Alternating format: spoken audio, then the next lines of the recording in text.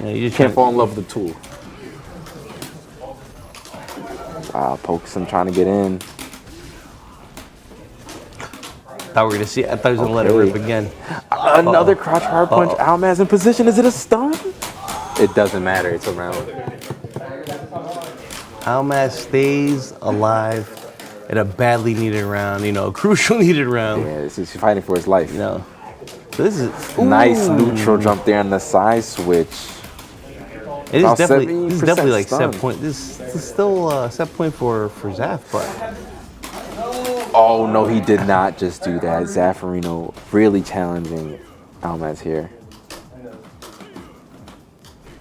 The crowd falls silent. Cassim trying to move away from the unblockable.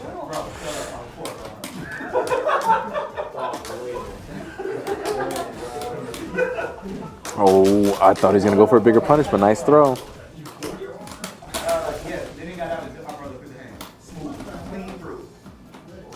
oh, what a it got so tense.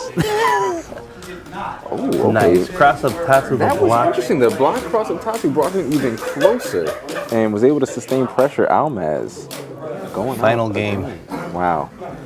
But like I said, you know, Zaf had one up early in the series, so now he has options, right? Yeah. So Almaz adjusted right to his Sagat strategy. He could switch back to Birdie, force him to readjust, or he can stay with Sagat because I think it was just because like one of these like little small mistakes. Akuma just dealing his giant burst damage.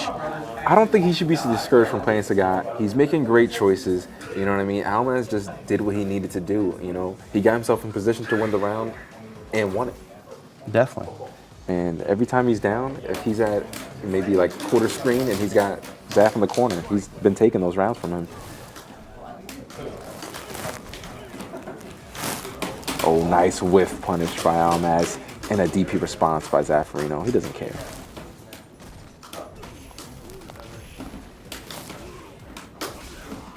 Man, they're really slugging it out here. Ooh, Excellent DP. Would you jump? Oh no. Now when we're this close, Push kinda sweep, we have setup. set up. Okay, just use the frame advantage from the fireball. Simple pressure. Oh, I wanted to see it, and I like how Zaf took his time and made sure it was correctly timed. Okay, Almaz is able to finish rounds from here. Can he do it again when it matters most? Another crush counter sweep setup. Wow, Zaffarino did not want to deal with the mix-up. Immediately DP'd after the jump in. Dude, you know when you DP like that, that's like so hard of the cards. I mean, he didn't want to give him another chance later. He cashed out early. Oh, Almaz throwing it back at him.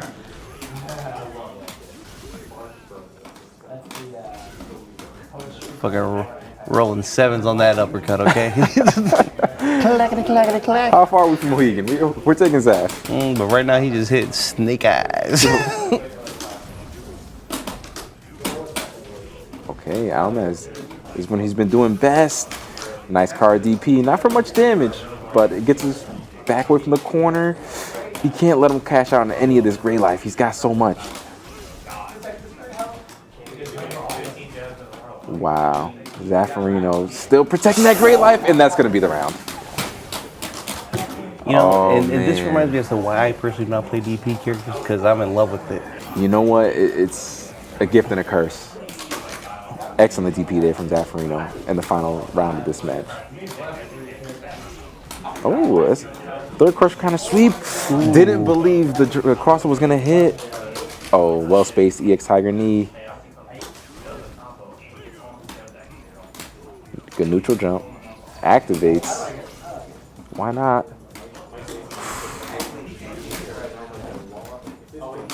Oh, that's going to hurt. Activates again. Wow, excellent final round from Zaffarino Barros. Great set from both players. Great that indeed. Man, back and forth, both players making the adjustments they need every round, every moment. This is why we watch the game. Oh, definitely. I mean, it did feel a little bit of the, you know, clackety, clackety, clack.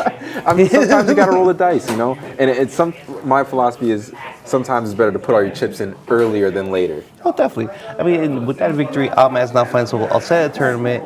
Zaffarino still in, moving on to our losers semis.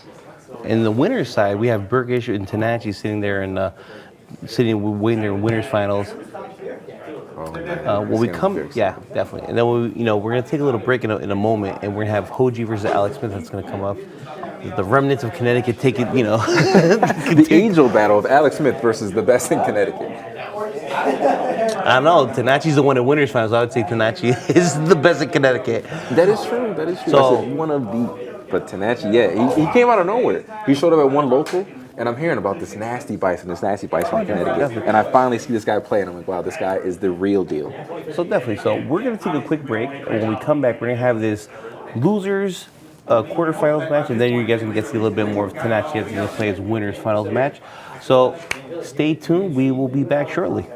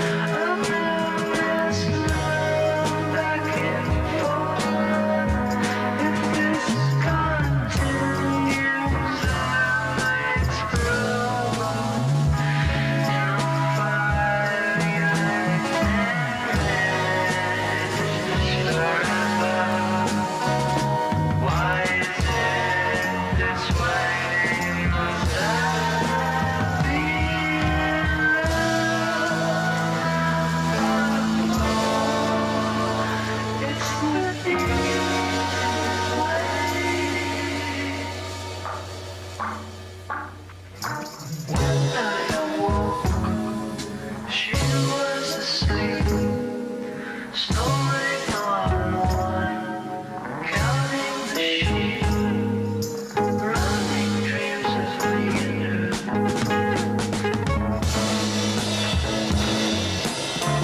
Maybe she said I was asleep. When she woke, I wasn't asleep.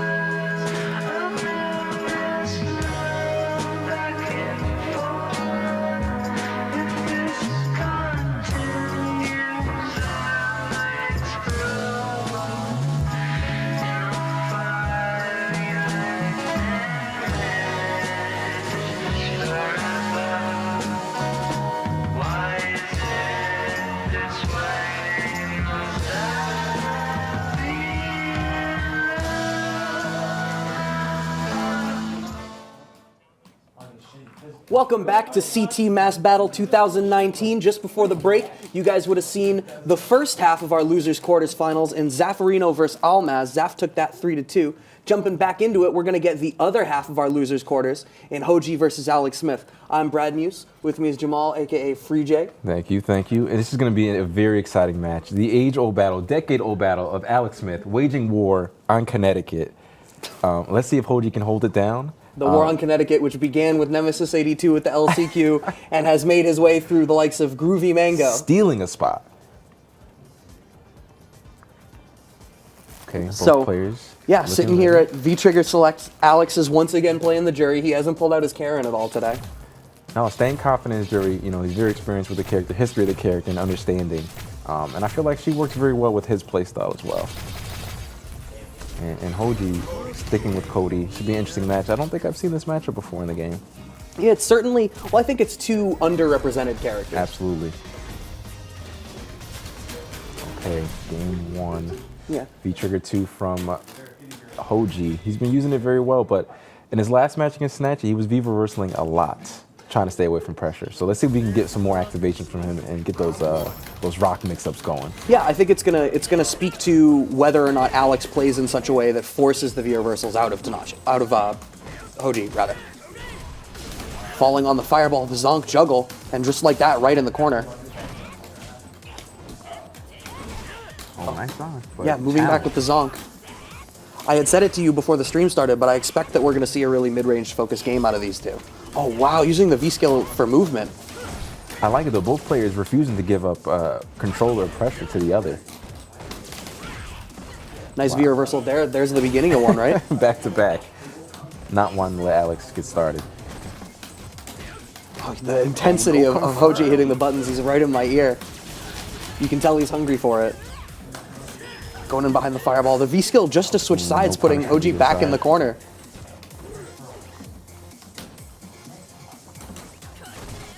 Lots of opportunities for whiff punishment here for the players, but still feeling each other out a little bit in the neutral, I think. Ooh, V-reversaling through the flip. Jesus, the Nice V-skill, wow! V-skill from Hoji. And this guy, I've heard him say negative things about the V-skill, but he knows how to place it, and he's doing a great job with it this tournament. Did they just both open the round with empty grab? They didn't even care. Dash forward, I dare you. I mean, that sort of speaks to what they're worried about, right? If that's what they're both opening with, they're both scared of that aggressive forward movement. Gets the meat, he baits the DP, does Hoji. Is that stun? Yes, it wow. is. What does he got for him? Does he go for a reset is the question. He does. Oh, he was baiting it, but he didn't get the right punish timing there. Oh, and the V-skill through the mix-up once again. Alex pressing the offense off the Feng Shui engine here. Nice sweep, continues the pressure. Oh, the dash in, dash out. Oh God! Oh, and he backs up. He still managed to make the round happen. Hoji losing it and taking it back. That was Wow. a solid 10 seconds of scramble. Yeah, oh man, I really thought he lost it with that with command grab, man. Alex Smith's so experienced. You can't give guys like him a second chance. He's gonna capitalize. So Hoji's got to pull it together for the next round. Of course, yeah. I mean, I feel like I had said it earlier, but Alex is debatably the most experienced player in this bracket. Looking at it, absolutely, have to agree. So jumping right back into this, one up for Hoji. Winner of this goes to the 4th place match to play Zaf in a little while. Oh, finds the another anti-air with the V-skill. V-skill. Nice crush counter. Alex And a Smith's confirm. anti-airs have been really on point today, too. Yeah, his fundamentals have been phenomenal today. Oh, and there it is. I was about to say, what we've not seen is that sticky tick throw style gameplay. He's not been afforded the opportunity to, but getting a little bit of that started here. Oh, that was an excellent backdash, but no punish on the left button. He's ready for the V reversal. He's got that V skill charged. Excellent confirm off the crush counter. 3 rounds straight for Hoji. He's Yeah. got a lot of momentum going. Yeah, this is a pretty strong performance so far. Although the rounds have been close. Yeah. It's just he's getting the better of Alex in a few key situations, and his anti-airs are on point. Okay. Oh, wow, and the jump back strong. Alex tried to overextend. Excellent challenge by Alex Smith trying to get control of this round here. +2, no V reversal, because he wants to back make the V trigger happen.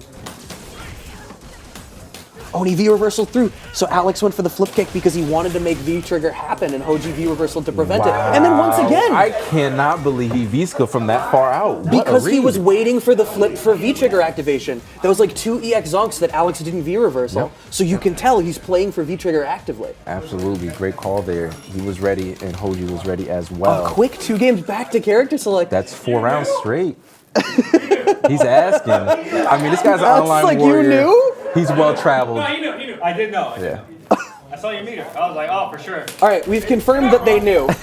Everybody's on the same page. Can we start a poll? Are we all sure he knew? I phoned a friend, and yes, he knew. Switching to the Karen the first time in this bracket today. wow. He's considering Karen on the character select screen. His back is against the wall, if now or never. But he's gonna be locked in the rest of the set if he does go to Karen. That's true. He's not fully locked in yet. You can see the deliberation on his face. And I understand, but Hoji's won 4 rounds straight against the jury. Why not? They were close, but they were losses. And he's gonna go with the Karen. Give him a different look. Hopefully it pays off here. Yeah, so Karen, a character that's getting a lot of attention lately with Oh, Punk's yeah. renewed dominant performance. Yes, he's definitely bounced back big. First or second place in most of the tournaments. Oh yeah, I think just Tokido has really clapped back at him very much. Already Okay. seeing a little bit more intensity. Back to the wall here is Hoji. Okay. Alex Smith Very strong coming out this round here. It's the low forward and the walk speed, both at this very moment, making it look like it's a bit of the difference. Oh, nice punish. Wow. That EX Zonk is really doing wonders for Hoji. Oh, that anti-air was nuts. Doesn't get the side switch, though. Wow. Are you Jesus. serious? Hoji's spacing is immaculate. The cross up no, into he the did super not. with the Not- gimmicky stuff? Come on. That one use only. Is he going to take the round? What does he do? Oh, with V skill? Delay back tech? No. Oh my god. That was Hoji with the ultimate. Yes, he bet it all on the target combo. And Alex, first round on the board for Alex. Oh man, good jumping from Hoji. He's got control. Oh, backing off a little bit, wanting to play a little bit more Spence. The intensity that Alex is bringing to that mid-range game is prompting Hoji to back off a little bit, but finding some pressure here in the corner. Oh, Plus two, no. what is he doing in between? Wow, the no. V skill? Are you kidding me? This dude, who raised this kid? He's Aggressive wild. V skills? Jesus. Nice I imagine it's a anti-air. read to blow up a delay tech. Hoji sitting on set point over Alex Smith, sending the fake CT air back. Good backdash there from Alex Smith. Stuck in the corner now is Hoji. How does he make his way out? Oh, punishes the back jump, does Alex Smith. Another throw, whip throw into throw. Very popular today. Oh, the challenge there. And that's one of my favorite things about watching Hoji play, is he's so great at picking those gaps to counter poke and make something happen. CA available here for Alex Smith. Chip damage? Yep. Yeah, it didn't even matter. Didn't matter. Alex Smith closing out the round and proving that the character select option was good for him. He's got 2 more to go. Yeah, and I think he brought with this character switch an intensity that Hoji had a harder time, it seemed, answering. I in that agree. first game. He looked much more in control. You know, he had Hoji in the corner often, represented those buttons very well. Crouch medium, stand medium, doing it all there. And he's looking confident. But, you know, Hoji's a strong player himself. He shouldn't be too worried. It's just one game. Yeah, I mean, he only needs to take one out. At this point, you need to beat somebody online, and then like turn the game off and go make a hot pocket. Going for the whiff punishment here is Hoji, but it doesn't work. Oh, like that was a whiffed buffer off the crouching strong, I think. Nice back throw though to steal the corner. And this is where Hoji's been winning all these rounds. The amount of respect between these two players right now is nuts. Oh my god, towards roundhouse, just like that, almost all the way across to the other end of the screen. No whiff punish. I think making Zonk whiff is really crucial to beating Hoji. Or suppressing his Zonk gameplay in some capacity. Yes, he's been representing that Zonk all day today, and it's been paying off. Oh, backdashes, the low forward not doing much for him. Excellent choice. Dash forward, kind of basic DP. He's like, you know what? I'm going to take my chance with a throw. So Hoji back on set point. Oh, Wow. don't you dare walk into my space, EX Zonk. Oh, the neutral jumps. Nice anti-air. Alex Smith sitting on a lot of meter. Close to having CA, and then he could have a really explosive combo if he so chose. Nice V skill. And keeps his corner position critically important. Yep, good V reversal. Gets himself some real estate. Oof. Oh, no confirm. But he almost has Hoji in the corner. Oh no, failed power punch. Oh, so he can commit because he's got the V trigger. Oh no, blows up the V reversal. And now any clean hit will do it for Hoji. But so much respect, worried so much about the CA. EX Zonk. Is that gonna work? No. No. And he's You dead. know what? He tried to take advantage of the frame advantage and turn it against Hoji. But Hoji was ready, saw the flash. Yeah. Good punish. You jab though, right? I delayed jab. Oh, I like the honesty. I like the honesty. Hoji admits to delay jab. And that clinches it out for Hoji, the usurper, the stealer of the last CT spot, out at 5th place. And we will be switching momentarily to our winners finals match between Burkus and Tanachi. And very, very excited for this match. What I believe to be the best in Mass versus the best in CT in winners finals. Oh man, sparks are gonna fly. Yeah, I'm super curious to watch it. Watching Tanachi's play, he's had such a really effective, safe, lame. He's had such an, and taking a look at the loser's side bracket here, you can see the route that Hoji's had to take. Zaffarino having dropped down to losers pretty early in the bracket to Hoji, but now sitting here in the losers semis to play against Hoji. We'll be coming to that in a little while, but for right now, a little more about Burkish Tanachi, which we're setting up. I think Tanachi's safe, lame dictator play is, as a spectator, very refreshing to watch. Especially in this game, you know, you see a lot more offense this game, but Tanachi's not afraid of taking the game back, playing at that neutral range, and being comfortable there. He doesn't care that he's there. Yeah, it's like if it's not his turn, he doesn't want to play. He'll backdash to full screen, and it's a space wherein one might want to throw fireballs or try to cover their forward offense, and I think Tanachi has a really great game plan around fireball characters. Absolutely, absolutely. And he's shown that time and time again. And I cannot say enough about both these players, man. I believe the best in the area going at it. Yeah, so with that, we're going to hop in. The players are stepping into character select here. Probably no surprises forthcoming. Burkish going to bring us that tried and true patented Urian. Yep. And Tanachi sticking with his M. Bison. Neither player I see switching. Oh, And Tanachi not wearing the headphones. He wants to hear the room. He doesn't need sound. He needs nothing.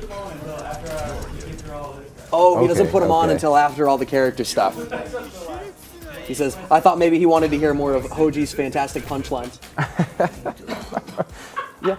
So hopping into it, back to the Psycho Nightmare, the V-Trigger 2 once again represented from Tanachi, and we'll be able to jump right into this. So the winner of this is our winners finals match. So winner of this moves on to the grand finals, a really dominant position. Now, I don't know how much you remember about CT Mass Battle 1, but I know Burkish won it, but can you recall if he went to grand finals on the winner's side? I don't think Burkish lost. I mean, he lost one game, but not I know it was set. him and Up to Snuff in the grand finals, but I couldn't rightly say whether which of them had dropped to losers on the winner's side. But we can talk about, someone else can fact check me later as we jump into this. Already, that representing the headbutt in the neutral is an interesting decision, I think, so far. Okay, With nice the EX knockout. Blast. And Tanachi's so good at spacing those scissor kicks.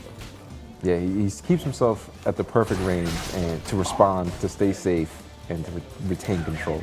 But the Aegis Reflector coming up. V reversal. Oh my god, the headbutt just knocking him over the mirror, though, unfortunately. Oh, gets hit low. Oh, he goes for the reset. Steals the turn.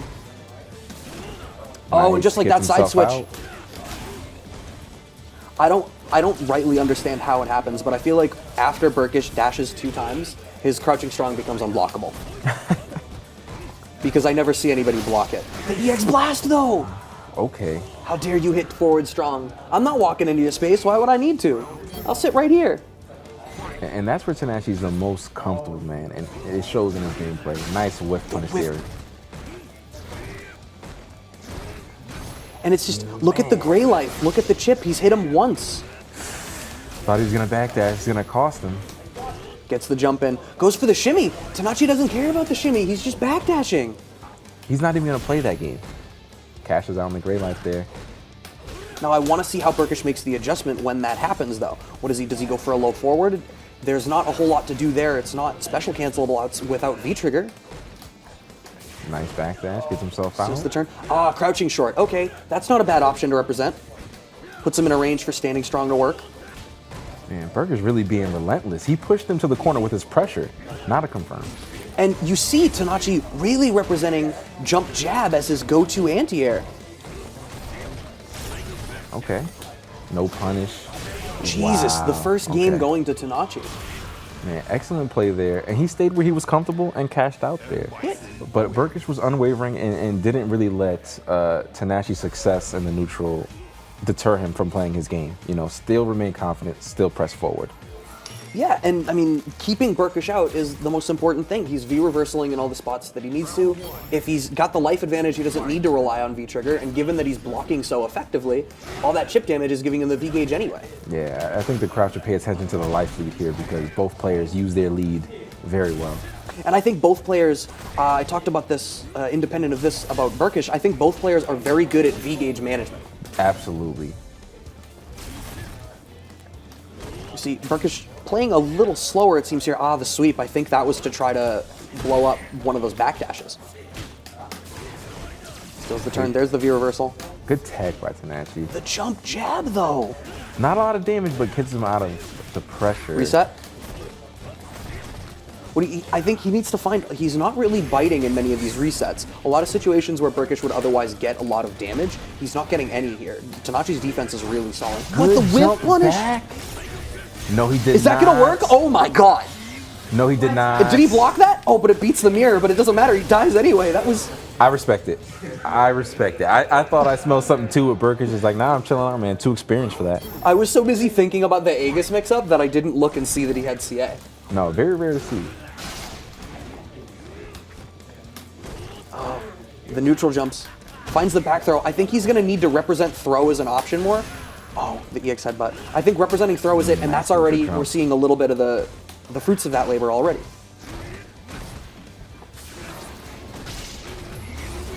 Okay. Tenachi building up the great life. Oh, no, Cycles that's- in. Going through the throw himself. Man, Tenachi with the spacing, keeping himself out of harm's way. Got to deal with his Aegis. Good power bomb. Oh, Good nice. tech. Yeah, that was a great tech. And the EX headbutt, though, he's having to go for that comparatively often. So I like what Burkish is doing here. Well, Burkish is answering back to Tenachi with Tenachi's style. Jesus Christ! I don't know anything about this game anymore. What was that? You guys can't see the faces of the people watching, but they have the same faces we have, which is our jaws on the floor. And these are the competitors. Right! They're the ones that are supposed to know this stuff. I'm just supposed to make it sound interesting. Oh man, Tenachi really stealing that round, man. If he goes up 2-0 against Burkish, that's very good for him. Yeah. And I think, I don't feel that it would be unfair to say this, but I think if you had to ask the average person watching this who's familiar with these scenes, Burkish is the favorite of this event. Oh, absolutely. The winner of last year, strong showings everywhere. And Tenachi's got his back against the wall. Excellent Aegis. How's he make this happen? I like that, taking his time on the knockdown. Thought he was going to throw. Oh, the throw one! But he's going to need at least one more reset to make this happen. Good block. But unfortunately, with the side switch, Tenachi has a whole stage to back away now. Wow, took his time. And the cross-up Psycho. And just back to full screen because now he has the life lead. What does And he care? slides his way out. Jump back jab, one more button ought to do it. Oh, this could be huge. Is he going to be able to take it? No. He needs one more mix-up. Throw. Oh, that was supposed to be knee. And Wow, he still had trigger and caught him pressing buttons. He used Burkish's knowledge against him. He knew he was supposed to press a button. He was negative and stole that. Tenachi, He's picking his pocket. 2 rounds straight, picked his pocket. he really did. And I was going to say, it seemed as though Burkish had made the adjustment. Burkish, it is 2-0 Tenachi. But in that game, it looked like Burkish was starting to make the adjustment. What I was going to say was he was getting the lead and then backing off himself to sit on it, Yep. forcing Tenachi to have to step out of his element. Yep, absolutely agree, man. Great analysis there. Tenachi staying strong. Burkish- 2-game lead. Yeah, Burkish going back to character select to take a second. I don't foresee a character switch. I think he just needs to recenter himself. And Burkish is a character with great tournament nerves, and he's great at making these adjustments in the middle of a set. Exactly what I was going to say. He's definitely been here before. You know, he has the grit. Let's see if he can do it today. So hopping in, this is 2-up, and this is our winner's finals. Oh, man, the crowd silent, waiting. This is interesting. It's a little surprising, and Nobody Tenachi saw is this. playing incredibly well. Representing that low forward, trying to keep him from walking backwards. Oh, Nice punishes punish. the armor attempt. Man, good decision making here by Tenachi. And as soon as he's out of control, right back to neutral. I have no problem being here. The life advantage for Tenachi here. The second he gets the life advantage, it seems insurmountable. Yes, and that's what I was expecting from both players in this matchup. Whoever had the lead to do well with it. Excellent block, V reversal. Oh, the mirror still comes out, but it doesn't even matter. Tenachi is avoiding all of these bad spots, but Burkish not giving up.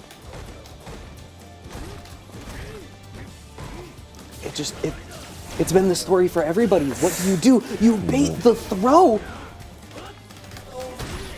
Overhead? No. Puts himself in the corner. EX headbutt. Wow, I can't believe he did that. You know what? Now or never. Your back's against the wall. It really is. Why not? The EX Psycho Blast. Oh, I thought he was going to be able to follow up with a combo there. Jump back jab again. Back to neutral. Catch him trying to advance. Wow, what a confirm. Oh. Nice headbutt. Yeah, finds his way through the Psycho Blast. That is one thing I'll say is, oh my god, throwing the V reversal.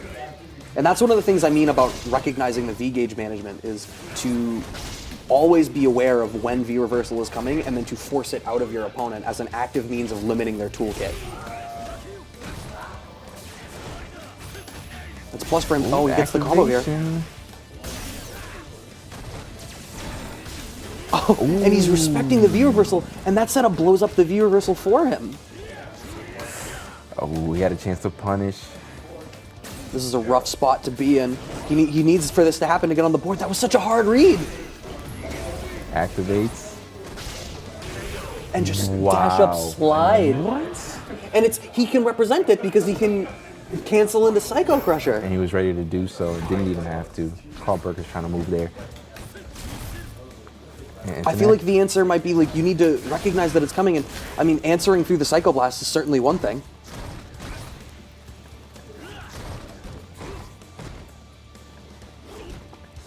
Okay, giving him less Psycho Blast. Recognizing the meter. He can go for it now without the EX headbutt option. Oh my god, EX head stomp. Working out for Tanashi. No anti-airs. Well, I think Nice jump back from Tanachi.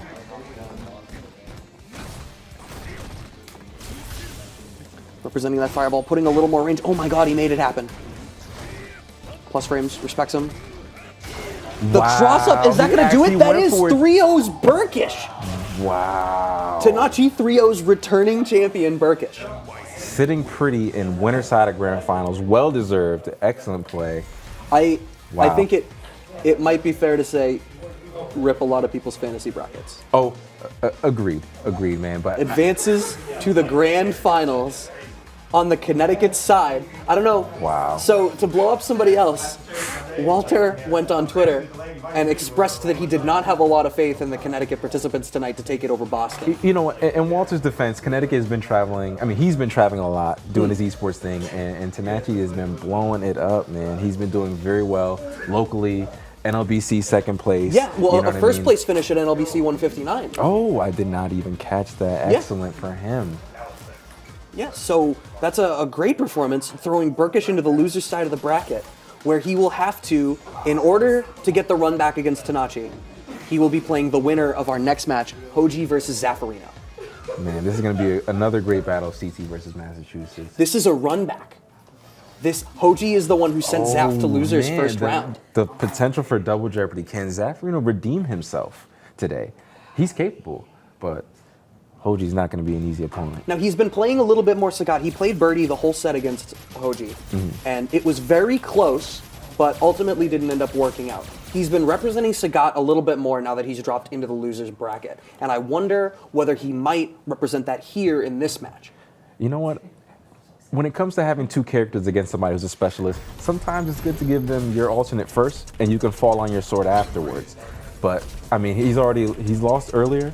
I would hope he would go Sagat from the beginning and give him everything he's got. Well, if the character select screen is any indication, you're getting your wish, and he is going to the Sagat. We are going to see Sagat Cody in our losers semifinals match. This is a match. Now, I would say he's familiar with the matchup in that there are at least one or two very capable Cody players at Balance Patch, but I don't know that any of them play the way that Hoji plays. They represent a very different approach to neutral in their Cody game. Absolutely. Hoji loving the Zonk and making the best out of all those options. Excellent jump in to start the round. It's like he's playing boxer. Almost. Absolutely, yeah. Right in his face. Slowing it down a little more, but getting away from that EX Zonk and putting Hoji's back to the wall. Nice activation. Keeping that space. Another good jump in by Hoji. Oh, but the wake-up DP from Zaf. Regular DP too, that's something that Zaf will go to. He really Another wants good to jump instill in you the fear of that tool. Very even on life here. DP's through the tornado. Oh, that jump in. I feel like one thing that he does very well once he pops V-Trigger 2 is the increased range of his jump in fears. He gets so much mileage out of it. Yeah, he's been using the jump forward, jump back, and spacing it excellently. Oh, and the wake up command grab, blowing Zaf up on wake up. Hoji takes the first round. You know, this is similar to the pacing of the previous match. You know, Hoji down and just still taking it back from Zaf. Oh, attempts at whiff punishment here.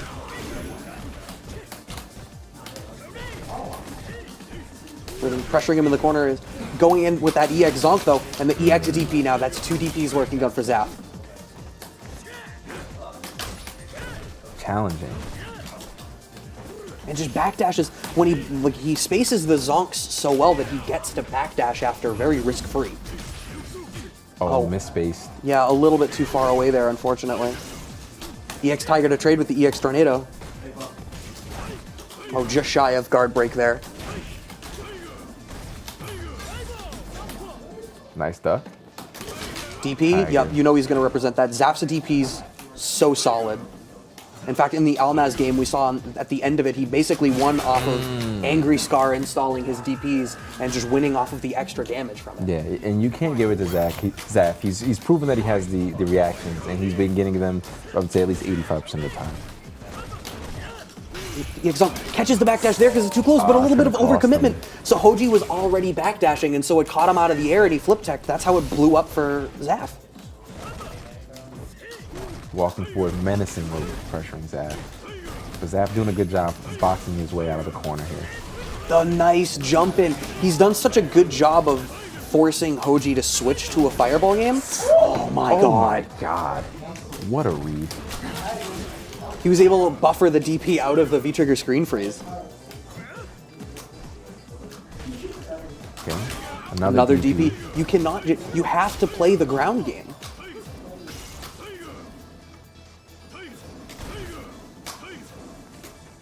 Oh, excellent blocking and punish.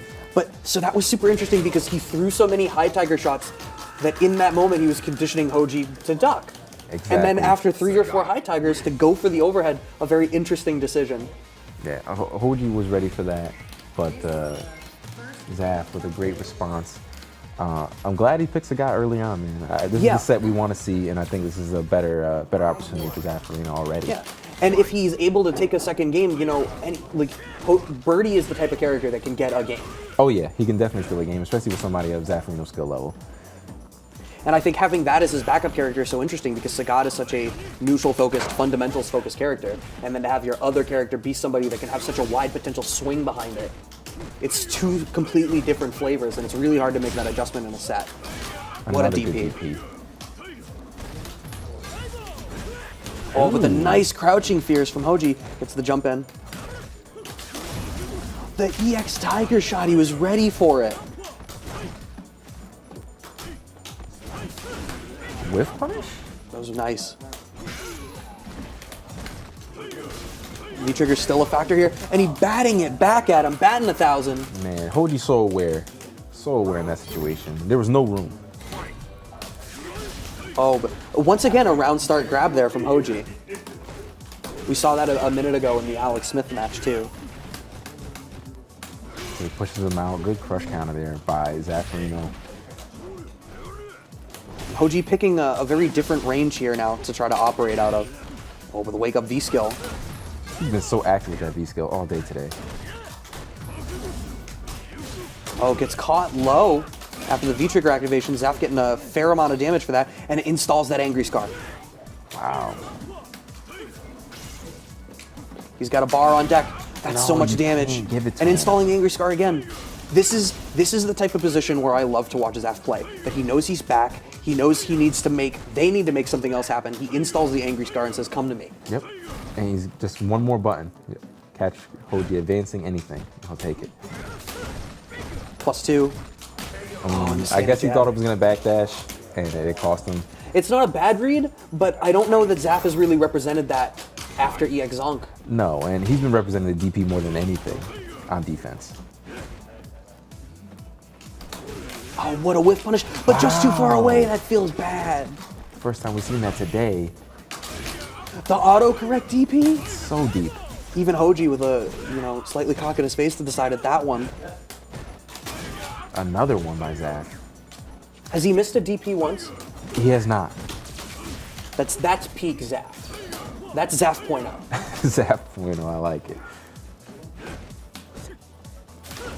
Something that's Good standing short. No, challenge. No? I think he went for a whiff punish or something and didn't expect for the second hit to go.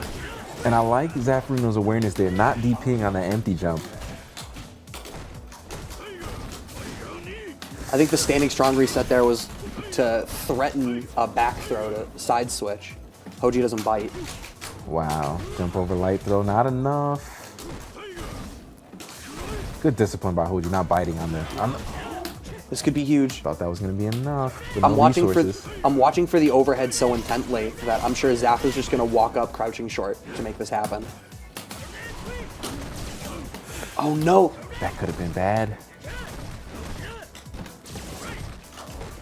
No, he doesn't get to punish. Hoji can't take a single other hit. But oh geez, no whiff punish on the throw! I'm gonna use my seat here. The V Man, skill. that is the first V skill he has missed today. Yeah, you're right. They've virtually all worked. And Zaf ready for it, throw baiting to take it. 2 games up is Zaf. Wow, definitely different than the first set today. The first set was back and forth. Zaf responding very strongly this time with Sagat. Let's see what Hoji does. I know he has a Kuma in the back. I don't think he'll switch. Yeah, he's not switched at all tonight, and he's had a couple of really close sets. But he's been willing to represent the Cody the whole way through so far. I think he should stick to his guns, you know what I mean? He's been making small mistakes. Just small, Zaf is just outplaying him in those small areas. I don't think it's reason enough to switch, what? What? This is his first There's character. no way. This is his first character, by the way. He could be more comfortable here with the options available. Better fireball. 2-0, Zaf over Hoji, and Hoji is thumbing Ryu. And he's going to be locked into Ryu. He's going to Locked make in. Ryu happen. No takebacks. I don't want to see start character select. This is it. I had not. There is not a piece of me that would have called this. No, I thought it was Akuma, if anything.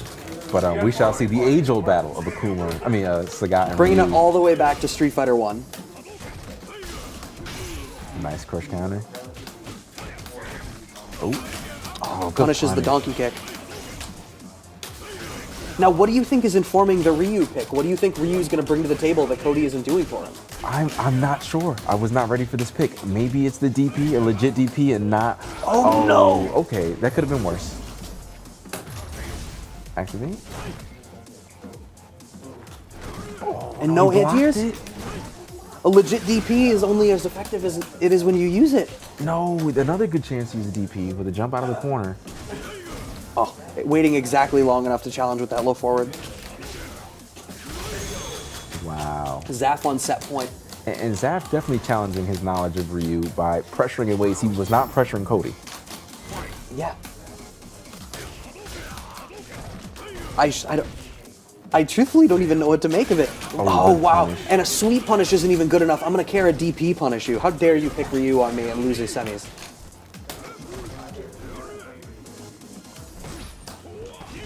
Oh, almost a whiff punish there with the tiger knee, but back to the wall here is Hoji. Trying to get a little bit more space. Oh, that I was thought almost- it was going to be nasty with punish. Yeah, but he's got no bar. He's spending a lot of his bar on EX Fireballs just to try to compete in the Fireball game. There it was again. Second he gets a bar, he spends it on EX Hadouken. You know what?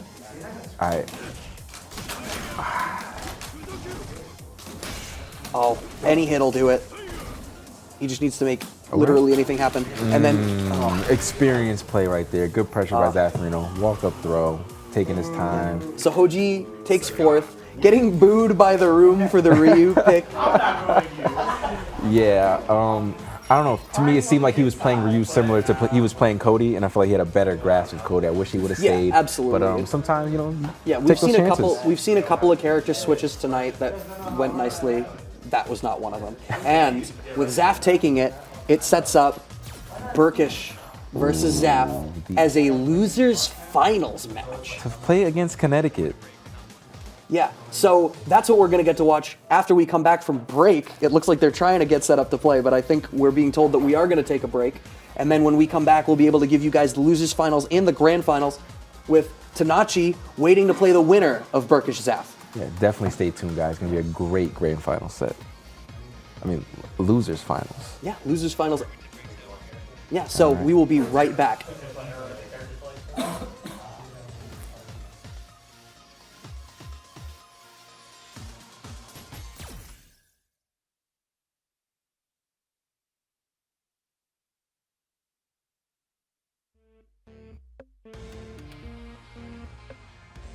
Season 4 is pretty good, and I'm really nervous about this year, just because I want to do well. I want to put on a good show.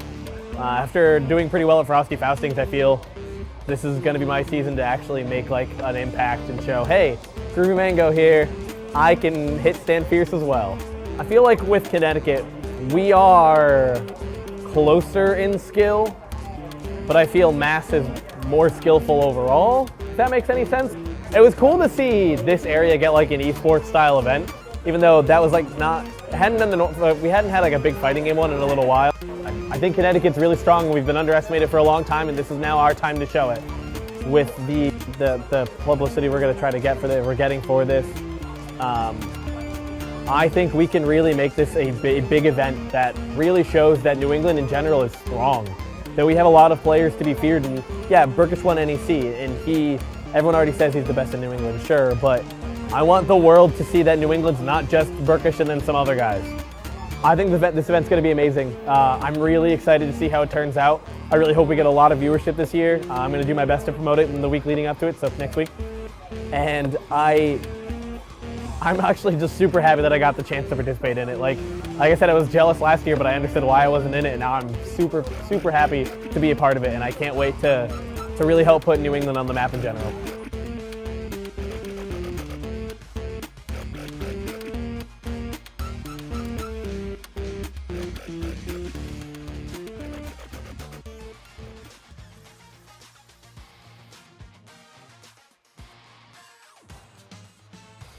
I feel like I actually have tournament experience, whereas last year I was kind of just under the radar online. I was good, but I just didn't have tournament experience, so it doesn't really transfer over when you have things like nerves, you know, or you don't play on PS4. Having gone to multiple tournaments in NLBC and doing a lot better this year, I'm pretty confident. I would like to actually play Burkish this time. That would be cool. But I'm not thinking about Burkish because I have such strong opponents in the beginning. So there's Zaffarino, who's really strong. He could pretty much beat anybody here. Tanachi is my training partner, and that matchup is borderline impossible. So I hope somebody takes him out first.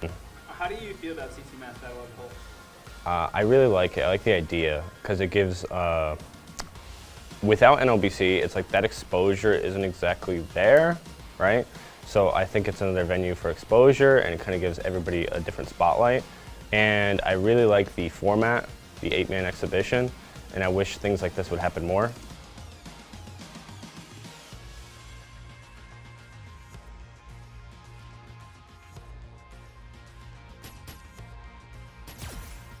Last year, my perspective of the game was a lot different, and I've grown as an individual outside of the game, so a lot of that translates directly into the game. So my work ethic, just my attitude, and attitude is latitude, you know, so that's going to determine how far I get in a tournament, is how I'm mentally feeling that day, and you know, that type of clarity that I have going into a bracket. So I feel pretty good today. The person I look forward to playing the most is Burkish, because Burkish he basically helps me sharpen my sword the most. So whenever I play him, I'm at my absolute best. And shout outs to Ed, of course, for having us, for making this happen. If it wasn't for him, then obviously this wouldn't be a thing, right? Shout outs to you guys behind the cameras, everybody that's behind the production that's contributing in their own way.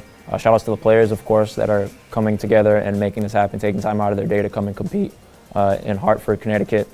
Shout outs to Lucky D for supporting our community by giving us a place to play at Balance Patch. Shout outs to Balance Patch, that's like our sanctuary. It's where we meet up every Friday.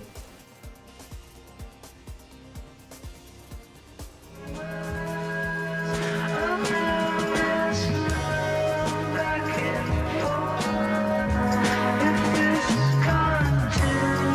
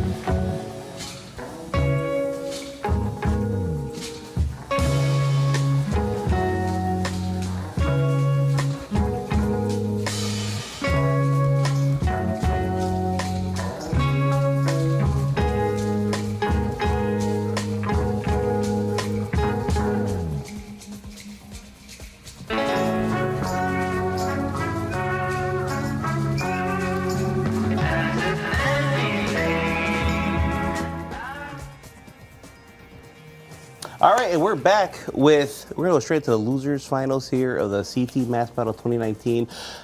My name is Walter, and I'm back. I'm joined here by Brad, coming down from Mass. Yeah, made it all the way down. I'm really glad I got to come out and watch all of these matches, and it's been quite a story so far. Tanachi sending Burkish down to the losers finals in a 3-0 set on the winners finals side, and Zaf dropping to losers in the first round of the tournament and fighting his way all the way up after losing to Hoji in round 1. All right, and right now we're gonna get that match. We're gonna get Zaf versus Burkish. Yeah, I mean, You know, you started with Birdie, then you switched to Sagat, and I've been loving it ever since. So yeah. And I'm going to be curious to see who he picks. The character select screen right now, from what we can see, he is hovering Sagat, but both players really intensely staring down at the screen, and he does lock in the Sagat. Now, anyone that's a regular at Balance Patch and Mass Events is no stranger to this matchup, but they may be a stranger to this matchup in the loser's side. Oh yeah, you know, I am equally surprised, as well to see lose 3 straight to Tanachi. So it's definitely interesting. To say the least. So we're gonna get to see. I mean, all I'll say in terms of the story of the day is if Zaf takes this, then Tanachi will have beaten 3 out of the 4 Mass competitors to be crowned today. If that's how that goes down. But in order for that to happen, we're gonna have to get through this losers finals match. A nice crush counter opening there from Burkish. It'd be. And the thing is, like, the people like seeing dominant champions, people forget Burkish from the first one. Oh yeah, and So he's the defending. he is. And since then, he's made nothing but a statement. I can count on one hand the number of sets that I have watched Burkish lose. The next hit will do it. I was immediately looking at the bar because if Zaf got the bar, he was churning DP. Yeah, I think the only time I've ever seen him lose was at a major. maybe in the top 16. Or top 8. Kaba and Mena when they came to Balance Patch in the year that Mena was the reigning CPT champion. Yeah. So it's a big deal. I mean, listen, long story short, sponsor this man. Well, he is sponsored. In fact, I'm a little disappointed I hadn't said this, but shout outs to Dramatic Gaming, who sponsor this man now. It is Dramatic Burkish. Oh, nice. But Zaf clapping back with a strong performance here in this round. Oh, and he gets the kill off of it. 1 round apiece. I love watching Sagat play. I love watching. Ooh, the jump in. I spoke a little too early. And something I noticed, and I said it earlier when I was commentating. The story of Mass Battle this year has been who can escape corner pressure the best. And obviously everyone seen lose earlier has just been like, collapsing in the corner, like just mash and throw, pressing buttons. Yeah, no, you're absolutely right. And the fact that Zaf was able to sneak under that knee there and steal corner could end up being integral to him winning this round if he's able to take it. Wake up Aegis there, but he blocks it. No mileage out of that one. And challenging the forward movement with the EX Tiger Shot. Burkish is so good at making you twitch after the... Are you serious? I think, I don't think I've ever seen anyone even challenge Chariot Ride. Oh, and that stands strong. Zaf taking the first game over Burkish. Could this be right after sponsorship? Could this be Burkish going down? Do we jinx him? We may have. Oh, man. On a side note, someone sponsors Zaf too. Oh, absolutely. Follow and subscribe to my man's Twitch stream. Yeah, no, his Twitch stream, in fact, his Twitch stream was really inspirational for a lot of my own content in the way that he approaches analyzing the game state and looking at the way, in every micro situation, the way to inform your button presses. It's really good stuff. Oh, nice with the chariot tackle, but regular DP there from Zaf in the gap. Oh yeah, definitely Zaf is feeling frisky with the DPs. And he's challenging EX chariot tackle. That may come back to haunt him. Oh, the back throw, that ends up being really important here. Keeping him in the corner. Any hit will do it now for Burkish. Nope, armoring through it. Now you have to be wary of EX Chariot. You have to be wary of EX Headbutt in the gap. I have to be wary of Aegis Deflector. Oh, he's alive with a pixel left after poking through the mirror. And the back throw through the mirror? There's the headbutt. You were ready for it. But he gets hit with the down poke. And this This is one of those sets where it's glad. You gotta feel grateful to be ahead that first game because you could tell this is gonna go down to the wire. It's mental exhaustion is one of those things that I'm definitely playing to this set. Stuck in the corner, gets the restand, but challenges after the frame trap to Zap. And stun was really high. This is extra critical.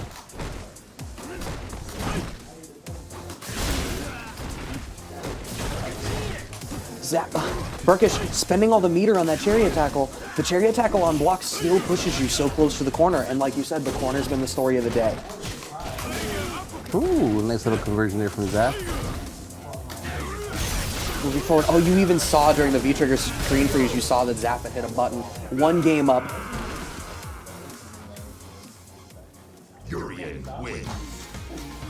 I got to believe that Burkish is hungry for the rematch against Tamachi.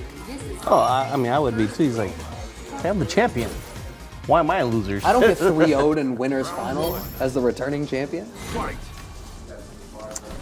One game up. Ooh, jump in short, beats the standing medium kick from Zap.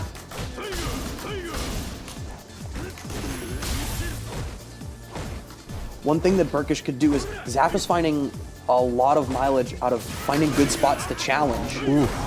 And if Burkish tightens up his play and blows Zap up for hitting buttons, he might be able to smother him a little more. Yeah, and then we saw something that earlier. I saw when he was playing Birdie, it was costing him dearly. He was just, he's getting a little too button happy, and it was like costing him dearly. He'll wake up Aegis, but he manages to bounce out of it. Enough hit stun to keep him safe. Meaty Aegis? No. He finds. Oof. Okay, this is very. It's been back and pretty forth. back and forth. It's very back and forth. Like I said, just coming out ahead in that first game is. Integral to beating Burkish is stopping knees. Stopping knee drops. Ooh, Wow. beautiful autocorrect dragon punch. Excuse me, tiger uppercut. And again, another one. If Zap is getting his anti-airs, he's winning his games because it forces you to play the ground game, and that's what he wants, and that's where he wins. Spinning the bar on that EX Tiger. A pretty significant life lead here. Has to be wary that Burkish is looking for an ability to activate Aegis, and there it is. Oh, but he drops the combo. Has to be reversal through the hit stun, though. Oh no. 2-1 for Zap. You know, that right there at the end, though, was very beautiful. You know, that spaced out EX Tiger knee, and then you just put into the guessing game. Yeah, Yep. and if I'm Zaf, I'm worried about wake up headbutt. There's so much to be worried about. The delay crouching short, such a brilliant decision there. The crouching short would have gone under the EX headbutt and allowed him to punish it if it had come out. So just a great knowledge of the game state there and of the matchup. Look at that. Look how perfectly spaced that Tiger knee was. Oh, but that's a big anti-air there from Burkish, and just like that, Zaf back in the corner. No, the knee whips, and the back throw just to keep the corner position. Plus, the respect, and he tightened up the gameplay, and it punished him for hitting the buttons. Oh. Nice tech there on the throw. And the overhead. Burkish taking it with some really strong corner offense, even sacrificing damage to keep the positioning.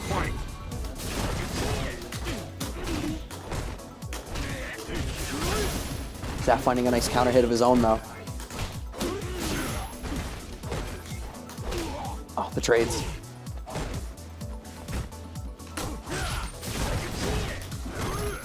I know you've talked about, like you had mentioned that the corner was such a big deal. I feel like Zaf is ending up in the corner in every game.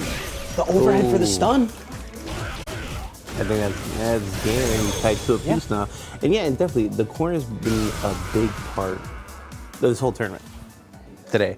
Definitely, it's pretty much who's handling escaping out of the corner. We saw it play a big part actually when Burkish was playing against Almaz earlier. Yeah, Almaz put Burkish in the corner, but he was very patient, took his time getting out. He fought carefully and calmly to get out the corner, but we saw, like, if we think about what we saw Alex Smith playing against, like, Groovy Mango, we just saw, like, Groovy Mango just fall apart once it was, like, put into the corner, and we saw it a couple other times earlier. And then even, you know, in the person waiting in grand finals for Tamachi, he'll get you in the corner. Even if he's not pressuring you, it means he's got a whole screen to back up and continue to play lame on. So 2 games apiece here. The winner of this does go on to the grand finals to play Tanachi. We are getting a Mass CT grand finals. Yeah. It's been a story of fratricide the whole way to get there. It really has. Oh, the challenge cancels into the chariot tackle. The reversal works out for him. Oh, that jump was brilliant. Oh no, but he stand blocks. Burkish even had time to visually confirm the stand block and hit the crouching short there. The DP though! Oh, Challenges the dash of Fireball, and it costs Burkish Drum set point Zaffarino. I feel like I want to counter for the number of fireballs that Burkish is just walking into as he tries to get into Zaph's space. So much of Zaph's damage has been Burkish eating fireballs on his way in this war of attrition. Nice frame trap. Ooh. Raw. Oh, that's an unfortunate back throw. Loses the corner position, gives Zaph all this room to breathe. CA available for Burkish though. He can make something big happen if he wants to. Oh no, late on the punish. Oh, and he just backs out of range and the Yeah, V-trigger. I'm pretty sure Burkish does not want to spend not even 1 stock. And it goes to the last round.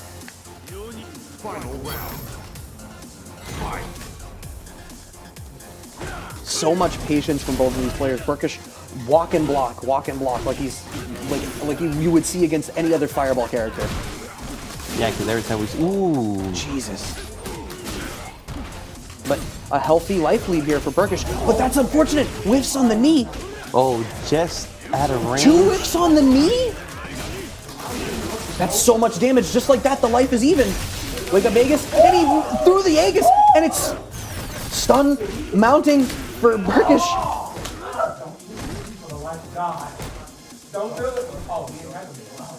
Burkish has 1 bar available. Both players even doesn't punish the whiff knee. That's standing medium kick, and he gets it. Zaph takes it over Burkish. And Zaph immediately shot up. Wow. Wow. An amazing game. I don't think Down to the end. Zaph has not placed higher than Burkish at, I think, any event that they have both attended. Dude, this is like the first time I've seen Burkish lose. I've said, I can count on one hand the number of times I've seen Burkish lose a set. Burkish sent home at third. No, actually, no, I am actually serious. This is the first time in a non-major event that I've seen Burkish lose. So I've seen Ham Bam takes a set, Zaph takes a set, but he always runs it back in grands. Burkish so good at downloading his opponent and adapting to their playstyle. It's rare that there's 2 people attending one tournament that go through him, that go through him that don't have to beat each other for the chance to play him. But Tanachi and Zaph with the twofer. And Zaph with the opportunity to win the event after dropping to loser's bracket at the start of the tournament.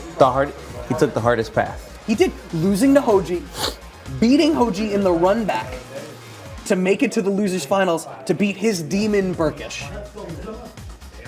And then in City and Grand Finals, we have a relative newcomer to Connecticut. We have Tanachi, bicep player, and you know, it's just like wow. It's just like here you have some fresh meat. City and Grand Finals on the winner side from Connecticut, and you know, and just for clarification, Connecticut got washed last CT match Well, battle. so Like, I'll pull your spot up. You even tweeted before this event that yeah. you had no faith in I Connecticut. had zero faith, you know. I thought I was gonna be drinking early outside. I was like, oh man, these guys are just gonna be a total letdown. And here we are with Connecticut sitting on the winner side of Grand Finals. You know what? I'm pretty sure a lot of fantasy brackets are messed up right now.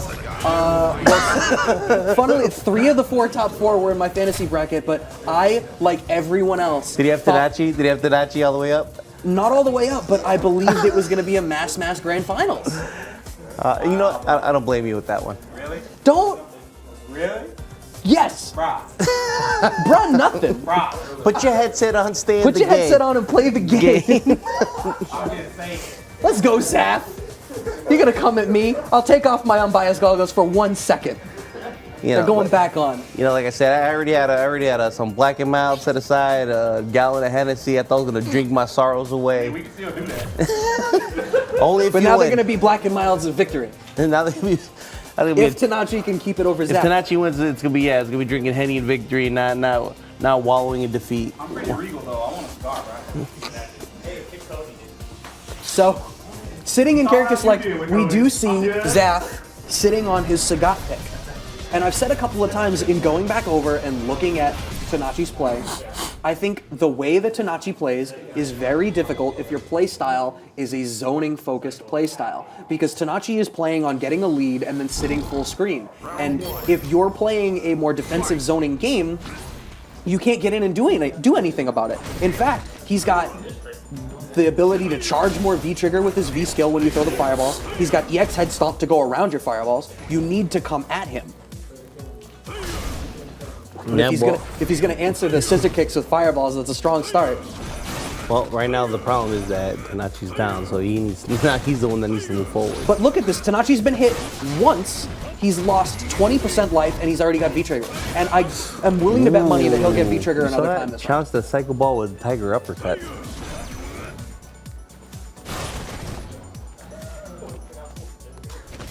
That's like what does Zaf do? Right now, We could sit here and just sit here. Does he get to punish? No, he doesn't. But gets the cross up, and just like that, now Tanachi's stuck in the corner. This is now a dominant position. He's gonna have to try to whip punish those standing fierces. Oh, hit by the tip of the slide.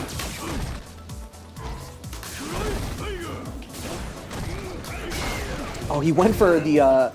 I can't tell if that was an air-to-air or a whiff DP, but it didn't end up working. Devil's Reverse working out for Tanachi, slowly whittling down this life lead that Zaf had. 19 seconds left on the clock, of life virtually even.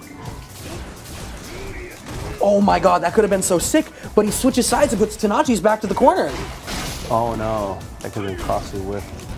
He no longer has the life advantage. Zaf needs to hit him with something. Oh, he went for the overhead, the greed, and timeout. If this is gonna be the story of this set, I don't know that you ever see a Street Fighter V set that's decided at timeouts. Well, that doesn't involve Minot. Sure.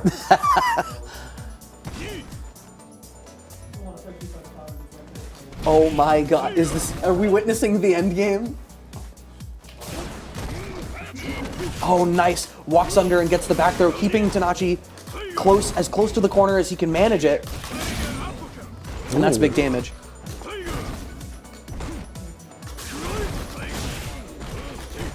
Continuing to press that advantage. You have to be wary now that you know Tanachi's going to try to play for V-trigger activation. Wow, I cannot believe he got the combo there. Answering back with a round of his own is Zaffarino.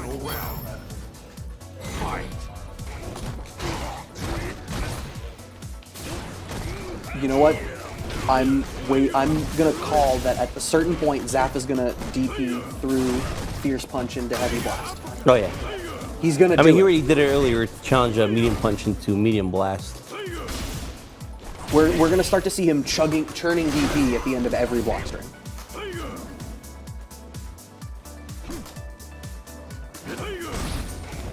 This is so crazy to watch. In that nothing is ever not happening in 5. Well, it's definitely gonna be a very slow battle of attrition, though. Stuck in the corner now as Zaf bites on the blast. Tons of reversal. Nice whip punish on the crouching strong. And the meaty sets up the medium fireball. No, I bet that was, he's got a negative edge fireball option select that he uses a lot in those situations. Oh, that was such a long shimmy. And he's challenging? Oh, that's no. gonna be big. Tanachi taking the first game. Capitalizing on a whiff. And you know, this is like something we've seen earlier where he was like playing Birdie in some of his earlier matches that he's a little too button heavy. He's been punished for it. Someone was playing Birdie was punished for it, and then he finally switches to Sagat to kind of like to temper that off a bit. But you know, if Tanachi's recognizing that now, he's gonna start like trying to take advantage and capitalize on a couple crush counters here and there. Yeah, and Sagat doesn't have a 3-framer, so if he keeps his pressure tight, it's going to make it that much harder for Sagat to challenge this offense when Tanachi elects to do it. If he does at all.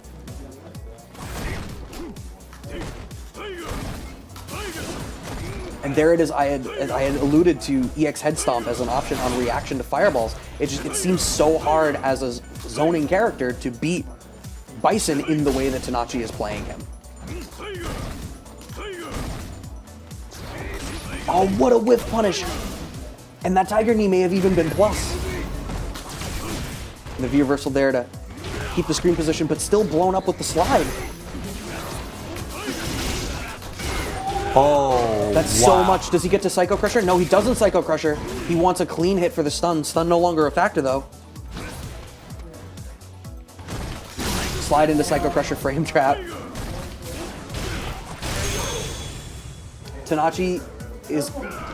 We need like a counter. I think there's a little analysis paralysis there because that hit way too clean for no reaction from Zach. It did. Well, I think he tried to anti-air and it was just too whipped. late. He just sat on the decision too long. Yeah, I mean, and Tanachi's been doing a great job. I mean, we've seen it in a couple of games, particularly in the Ham Bam match to start off today. He's done such a great job of using EX Devil's Reverse to mix up the direction that you try to anti-air and then landing and punishing you for it. But so far looking like a good Zaf round.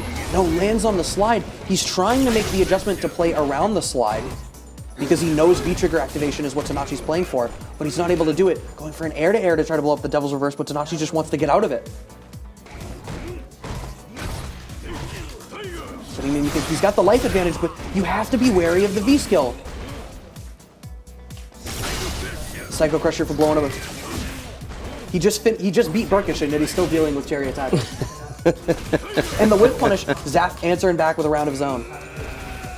Good answer indeed. Final round. Fight.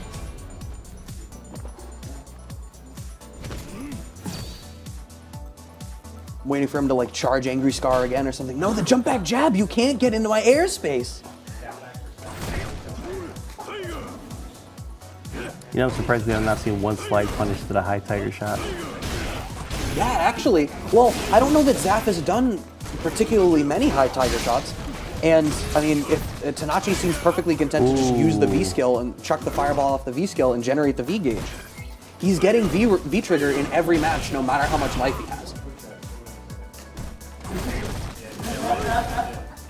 Now back against the wall here is Tanachi, but such a great job punishing Zaf for trying to walk into his space with that standing medium kick. This is going to be a big damaging punish, though. He's got V-trigger available. Wake up short. Keep your stuff tight, sir, says Tanachi. Oh, and nice challenge there. A game of his own for Zaf. He left just a little bit of a delay there, and I think it's because he's recognizing that Tanachi is trying to backdash a lot to generate a lot of the space. That was a backdash crush counter punish to take the game there. That's an important read. One game apiece here. Zaf's still in the loser's side. He's going to have to win 2 of these 3 out of 5 sets to take it over Tanachi. And right now, that's looking like a really tall ask. The mental fortitude to play at this pace and to keep up this degree of patience. Yep. And you know, one thing I would like to see is Tanachi to not allow him to like the scar up for free. I absolutely agree. I say it time and time again, but if Zaf is able to charge those Angry Scars, he doesn't miss DPs. So if he's in Angry Scar installing his DPs, he's getting more damage out of you than you should be letting him do. But in order to challenge the Angry Scar, Tanachi needs to not be playing this passively. And that's not his style. So it's a rough situation to be in where he just needs to allow Zaf the ability to do that and then hope to not have it come into mean anything. The full charge into the guard break. Stuck in the corner now is Tanachi. I cannot believe that he had time to block that. Yeah. Recovers in time to not get hit by the slide. Oh, the neutral jump. Zaf with the slightest of life leads. Oh, he went for the air-to-air there, but Tanachi had side switched. It almost seems as though when he does the hell attack, it's almost like he switches sides. Oh my god, with the V-trigger screen freeze. But the back throw, does that kill? No, but he gets the... Oh, he just backs off? There's literally not time to do anything. Yeah. Just DPs to build some meter does Zaf. I was gonna say, when Tanachi goes to do the hell attack, it's almost like he side switches 2 or 3 times before he gets down to the bottom. No one has been able to pick the side.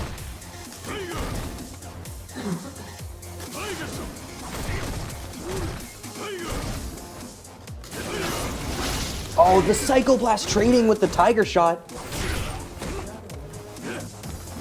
You know, it's definitely one of these things, like, you know, playing, even though we want him to play a little bit more aggressive and keep like high Tiger Shot in check and move forward a little bit more on Zaf, playing this way is actually what's playing to the advantage for Tanachi.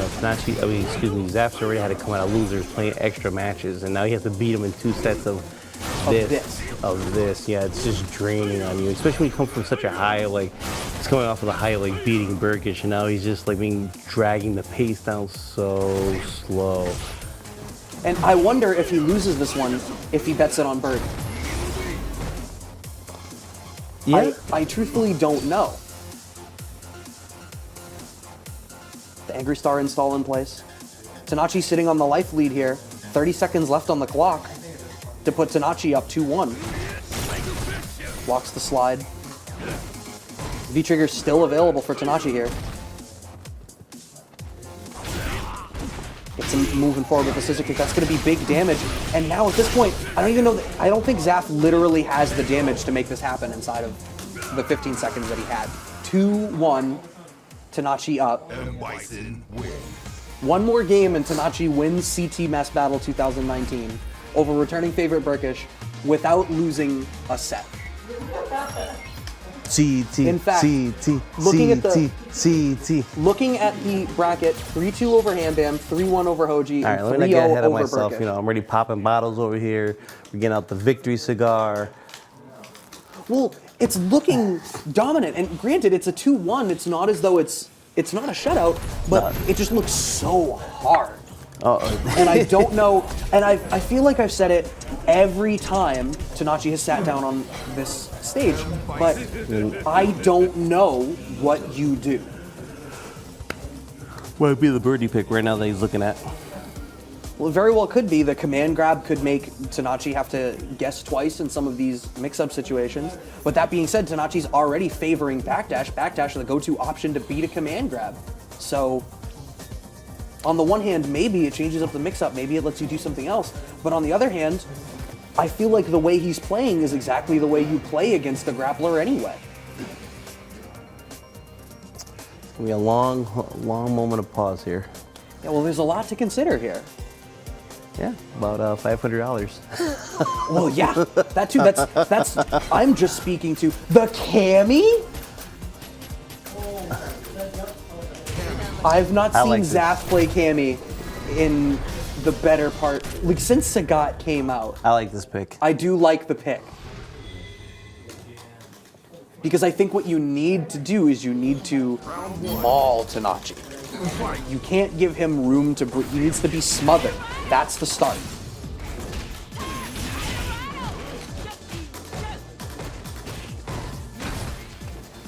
We're gonna have to see. Neutral jump. He's still playing that neutral jump style. Manages to make the spiral arrow safe. That sweep was so good. Oh, and he finds the air-to-air there. If that's indicative of what's to come, this could be a huge switch for him. And the jump back jab doesn't work. The ability to change the jump arc is going to be another thing that's going to make it harder for Tanachi to play around. And the whip punish, oh my god, this is a totally different game. Yeah, this is definitely looks like it was the right pick. Yeah. Meeting it with so much intensity that Tanachi doesn't get to do it. That's a big whiff punish on the dive kick though. It's going to be big damage. Bar about to come here and oh no. I don't right. think he can kill here, and Zaf's gonna have an EX bar. Does he wake up DP? Oh no, the You know V-trigger what? activation kills him. Before we start making decisions or calls on if it was the right decision or not, let's hold. Right, let's see. That Let's hold first round for a was second. a powerful statement, but the second round was just as powerful of an answer. Oh, wow. My God, the EX blast. Tanachi is on tournament point. I mean, even in that situation, that's a trade you'll take. And he backs off. Zaf has to come to him. The jump back jab, once again trying to challenge that dive kick. He's not taking the damage, he's surrendering the position. Nice back throw. And he blows up the forward dash with the hooligan? Activates the V trigger a little bit early in my opinion. Oh no, he over committed on the buffer there. Oh, the EXDP, and it gets him out of the cross-up situation. EX I spiral arrow. think that was an input error right there. 40 seconds approximately left on the clock. Zaf, one clean combo away from losing. Tanachi sitting on about half health. That's unfortunate. The number of whip dive kicks is... Oh, that's a big crush counter. Oh, no, confirm. And that's gonna be it. Tanachi takes it. 3-1 over Zaf. Doesn't drop out of winner's side. minute, didn't we just say that crowd light would go? Wow. CT Mass Battle 2019 champion, Tanachi of Connecticut. Let me just say it right now, 203 in this hoe, okay? We won. Somebody pull up Walter's tweet. 203 in this hoe. CT, let's go. Somebody pull up the tweet of this man having no faith in his scene, but that was so dominant. Tough love. It was tough love. It That was was- what they needed to move forward. Zaf was close to it, but nobody really seemed to have the answer. Coach of the Year award, Walter.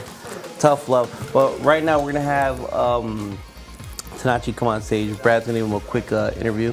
And just give me a second here. Let's see how we're gonna do this here. Yeah, I think they handed him a mic. I don't know. Yeah, they did. He doesn't seem too thrilled about having to come up here. All right, guys. Just a moment. Just, One of you got to get up. well, yeah, I gotta. He's taking off all his stuff. You didn't win, Walter. Snap, Ooh, you guys didn't hear it, snap. but Hoji says off stage, Walter lost to me. Oh, jeez. My boy, you don't get a comeback. Hey, while I read this, can I just have mic real quick? I'll say one last thing. No, go for it. Me Use or mine. him? Yeah, There's a mic on my shirt. What's the mic they gave you?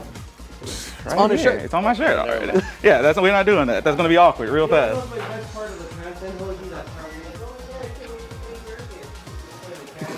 All right. Well, so, congratulations, sir. Yeah, you just did all that smack talking, I didn't know. Do not put that on me. bro. I put my glasses bro, on. you said it was gonna be mass in grand final. I said that before today. I said that before today. So congratulations to Tanachi, not dropping from the winner's side with the lame Bison stuff, showing us timeouts. I didn't know those happened in this game. With Bison, they do. Right. What do you have to say? I aged 10 years in one day. That's it. 10 years. So, what do you think was the hardest match that you had to play today? You played some really great matches. I have the bracket here in front of us, but you know, a 3-2, a close set with Ham Bam, 3-1 over Hoji. You 3-0 Burkish, and then don't drop down from winners. I'm 100% certain that for me, the hardest thing was fighting against Burke. But that's because I hate Urian. When Zaf picked Cammy, though, he actually could have won the whole thing. Yeah, that looked like it was close to being the answer, but you know, a little too little, a little too late. Well, what I think it is Zaf doesn't really play with Cammy anymore, though. Well, you could see that in the shades of a couple of missed dive kicks, a brilliant decision that just wasn't necessarily, all the pieces weren't put in place at quite that time. But, so, what informs this style? It's such a unique style for Bison to be willing to just back off and sit full screen for 99 seconds on the clock. Where does this come from? It comes from me believing that I should impose my will on this game versus it imposing its will on me. That's it. I literally just do whatever the heck I want. Yeah. Like what it honestly reminds me of, if I'm not, reaching too far in this description, is Justin Wong's Manat in Oh, God. CPT. Well, hold on, hear me out. There's a through line here. Is Justin Wong's Manat in the CPT last year, great lane play. But what ultimately happened was, if somebody got in on him and played Street Fighter V against him, he did not have any of the tools to play Street Fighter V back at them and make something happen. What we see in your Bison is when you're in and it's your turn, you're playing Street Fighter V. And when your turn ends, you back off and you're playing something else entirely. But that's just partially the nature of the game, though. To be fair, though, a little bit of that did come from Justin. I remember watching an interview that he did once, and he was like, sometimes once I have a vast life lead, instead of going for meaty setups, I just back off. Right, I think it's his Art of Lame video where he talks about that. Yeah. Because if you mess up a meaty setup, now you're losing the corner and you're giving them this big V-trigger confirm into all this damage, and alternatively, you can just give them the rope. And undoubtedly, I mean, look at all these great players. You don't want to mess up anything. Oh, absolutely. So I'd much rather force them to come to me where they're more likely to mess up versus me always going in on them. The amazing thing is, though, I play nothing like this online. Nothing. Okay. So I believe it's always my turn online. Always. well, I mean, you've got input delay and you've got... there's a lot of stuff at play to make that happen online. My first time realizing that I played like this, though, was my first time playing offline at Final Round this year. Okay. That was it. Oh, final round this year? Yeah.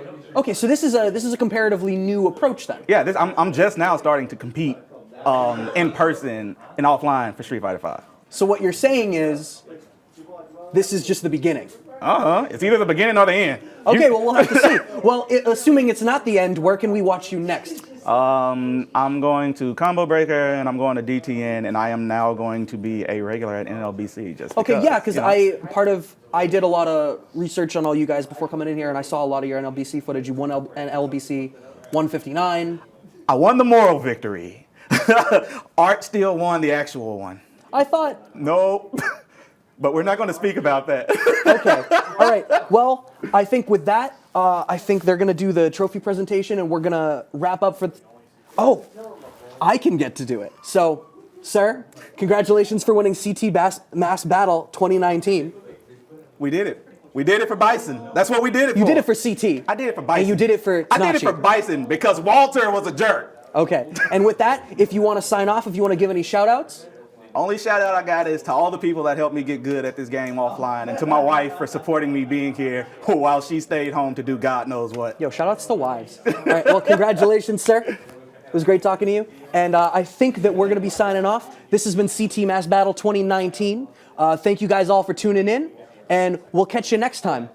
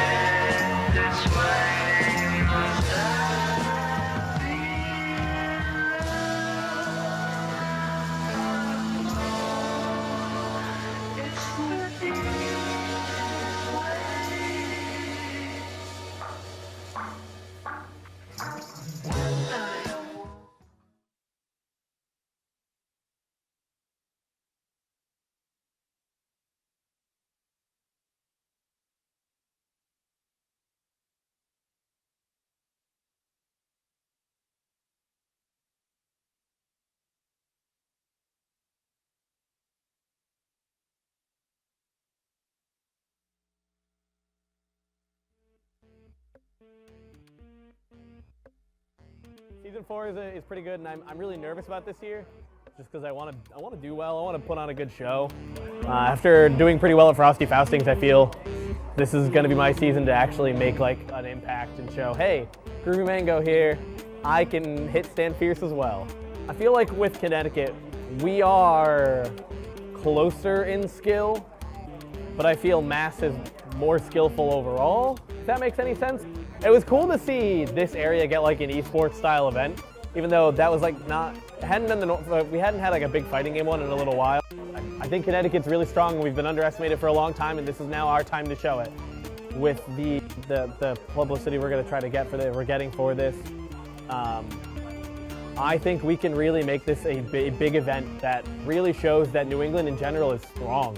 That we have a lot of players to be feared, and yeah, Burkish won NEC, and everyone already says he's the best in New England, sure, but I want the world to see that New England's not just Burkish and then some other guys.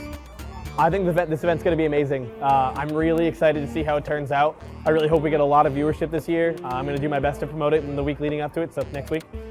And I'm actually just super happy that I got the chance to participate in it. Like I said, I was jealous last year, but I understood why I wasn't in it, and now I'm super, super happy to be a part of it, and I can't wait to really help put New England on the map in general.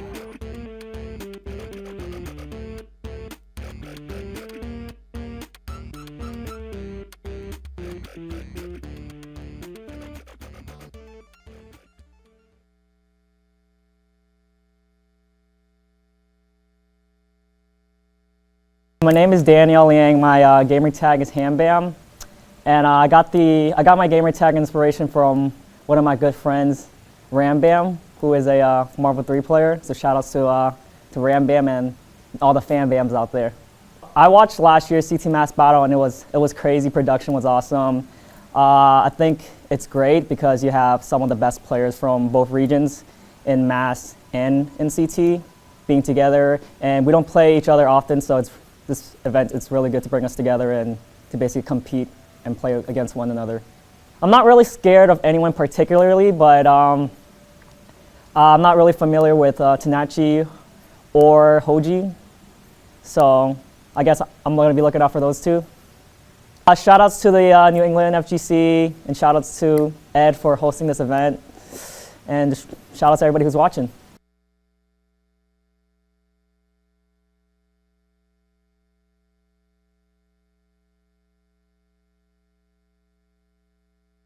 My name is Nick Burke, and I'm known in the FGC as Burkish. CT Mass Battle last year was a really great experience, obviously for me, because I did win. But in general, I do think it's a really great thing to have for the New England scene, because I feel like our scene doesn't really have a lot of things that have the spotlight on it or really highlight what we're all about. We have like our local fights like at Boston at Balance Patch, but we don't really have anything grandioso like Topanga or anything that really shows how good we are and how passionate we are about what we do. It's really great that I did win last year, because now this year I know everybody's trying to beat me. So I think it'll be really exciting. I think the matches are going to be really exciting. How do you feel that everyone's gunning to beat you this year? I think it's hilarious. I haven't lost in New England in like around 8 or 9 months, so if I lose today, it would be the first time I've lost in almost a year. I like that everybody's trying to beat me, just because I think it's funny. And I think it's funny when they don't beat me, because of how badly they want to beat me and how little I care. So I hope that keeps happening, because that would be hilarious. But if people do their homework and they beat me, good for them. You know, nothing I can say.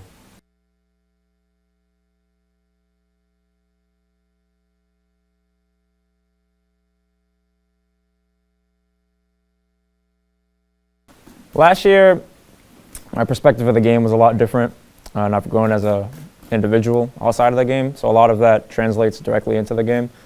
So my work ethic, just my attitude, and attitude is latitude, you know, so that's going to determine how far I get in a tournament, is how I'm mentally feeling that day, and you know, that type of clarity that I have going into a bracket. So I feel pretty good today. The person I look forward to playing the most is Burkish, because Burkish he basically helps me sharpen my sword the most. So whenever I play him, I'm at my absolute best.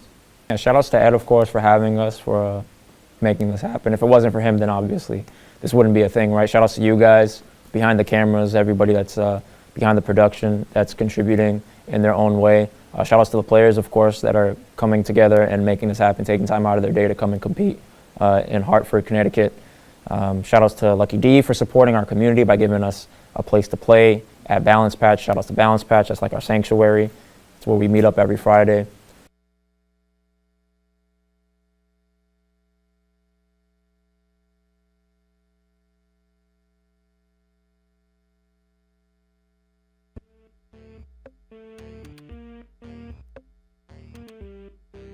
An 8-man invitational that's 3 out of 5 all the way through is pretty definitive. I know I'm going into it and I'm going to play the first seed right away. So I know that I need to be prepared and ready for this tournament mentally from the get-go, just like 110%. Last year, it was new to everyone, and it was a unique, not a unique format, but a unique scenario.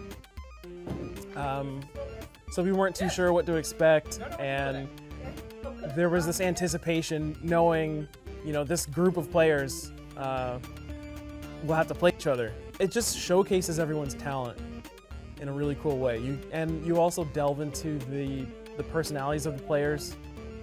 You get to hear everyone talk about their feelings about the game and their approach, and it's just a really cool series. I'm looking forward to playing Tenachi in tournament, because I feel like we haven't had a really great tournament set yet. We're both playing really well. I've both lost a set and won a set against every player that's in the tournament. I think any player can beat me, and I can beat any player that's in the tournament.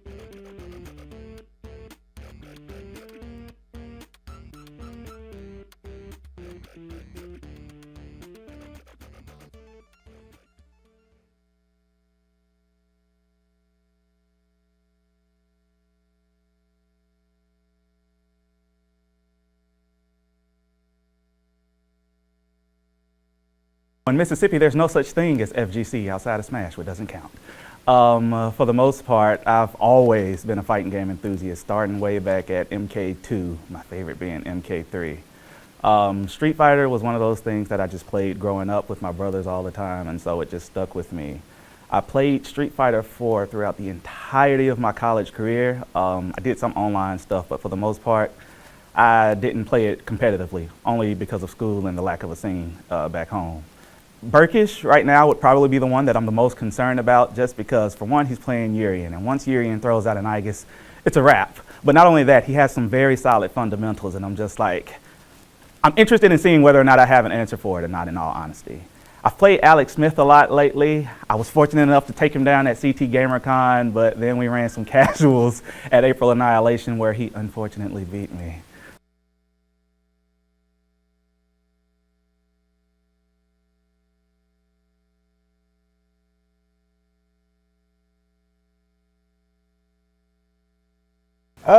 I feel really good. I definitely feel like the underdog because I don't have as much tournament results as everybody else, but you still shouldn't underestimate me because I got a few tricks up my sleeves, but I feel really good. I feel like I can perform really well, and I'm really excited to like show what I can do.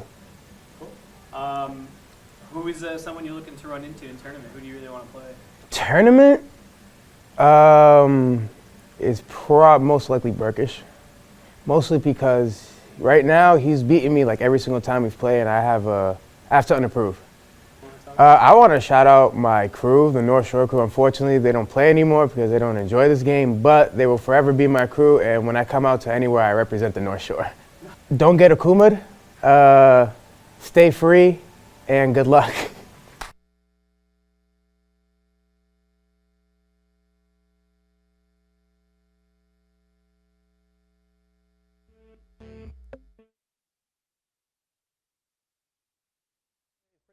I'm really nervous about this year, just because I want to do well. I want to put on a good show.